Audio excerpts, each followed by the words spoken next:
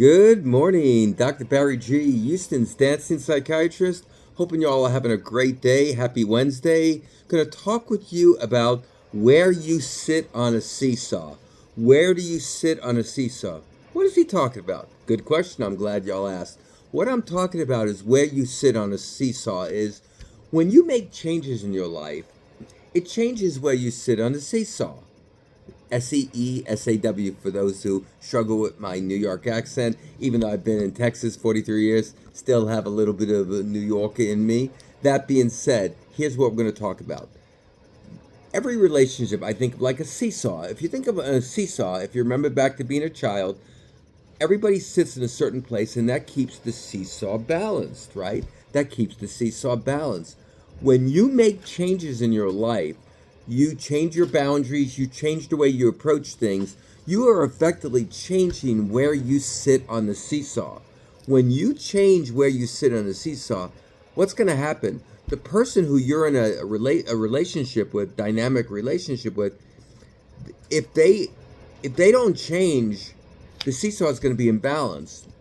So what they're going to try to do, rather than them changing their position to accommodate your boundaries and your new approach, they will try to guilt or shame you into assuming the position that you've been in for a long period of time.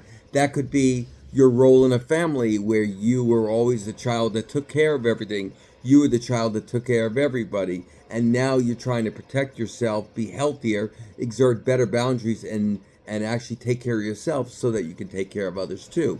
When you change those boundaries, when you change the way you do things, people will try to guilt, shame, or force you to go back and sit where you used to sit, rather than them having to grow and adjust to make some changes.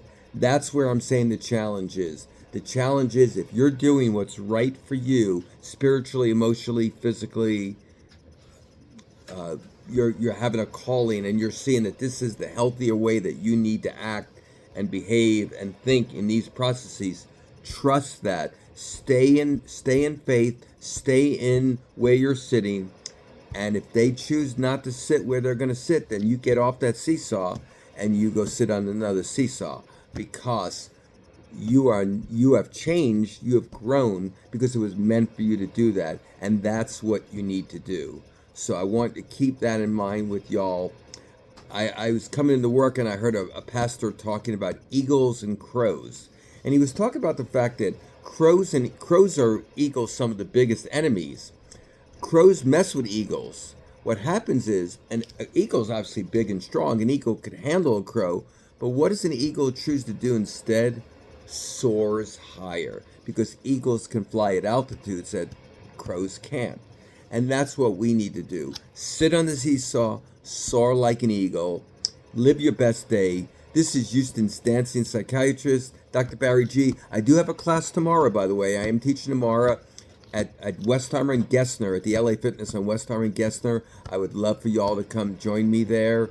It's a 5:45 class. If you need a pass, let me know and I can get you a pass. Today I'm actually going to yoga after class, not teaching yoga, actually going to yoga class. But Thursday night I am going to be teaching. If you guys could come down and dance, get those good